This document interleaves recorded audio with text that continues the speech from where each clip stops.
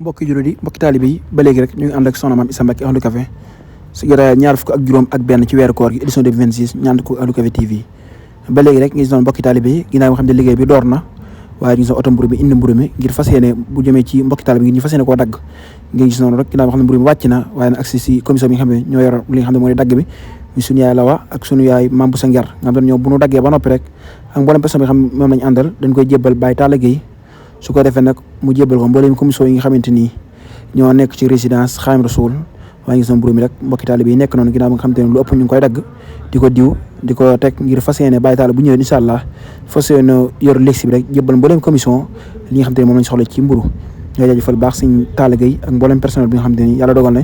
ñoom lañ àndal fi nga xam ne mooy résidence Khadim Rassoul ci 26e jour ci weeru koor gi édition 2026 suñ papa yi nekk noonu moom tamit waaye nag équipe bu café gi nekk nii ginnaaw bi nga xamante ne lu ëpp ci café gi moom tamit noppi na ba na suukar ba noppi fas yéene ko jébbal mboolem commission yi nga xam ne yàlla dogal na ñoo ne fii ci résidence Khadim Rassoul bi nga xam moo jënoo jumaa ji ñu jaajëfal baax Sëñ Massamba mi nga xam ne moo ne ci machine bi ak mboolem personne bi nga xam ne yàlla dogal na ñoom la àndal ci liggéey boobu noonu ñu koy jaajëfal baax ak mboolem personne bi nga xam ne yàlla dogal na ñoom la àndal ñoom ne diiru li nga xam ne moo di weer koor gi ñu ne fii ci résidence Khadim Rassoul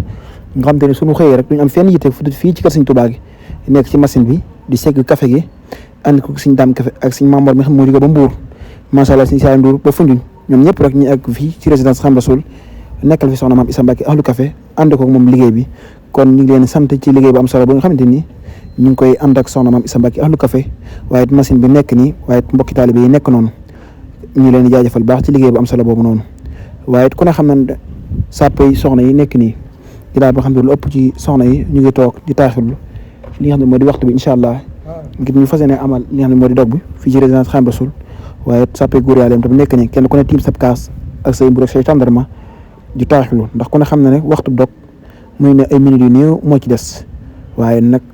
ngeen gis noonu soxna Mame Issa Mbacké Ahlu Café doom Serigne Modou Fatxi Serigne Massamba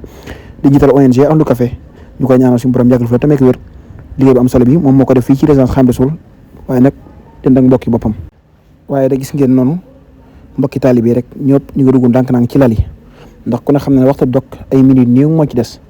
waaye di jaajëfal baax mboolem ñi nga xam ne ñoo nekkoon ci liggéey bi ba lépp yemb ñu ngi leen di jaajëfal bu baax mi soxna yi di góor yàlla yi waaye ngeen gis noonu sàppe yi bu feesee rek fii la ñuy organiser nit ñi ñu toog man ba lépp lu am sàppe yi leen fekk fi ñoom tamit jaajëfal sécurité yi waaye taarikala di jaajëfal bu baax a baax ñi nga xam te ni ñoo féete fee ci Ahlu Café Touba yokku ba mi soxna May Bousso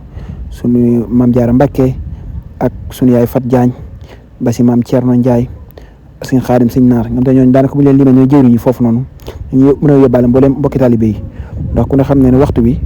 ay minutes néew moo ci des ndax ne fu ne nit di bawoo fas yéene ñëw ci lal yi waaye nag organisateurs yi ak organisatrices yi yëpp rek nekk ci lal bi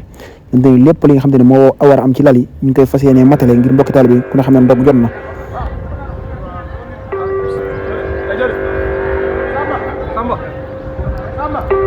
waaye ginnaaw bi nga xam te ni jumaa ji sonn na ngeen gis noonu ñu def leen lu bàyyi leen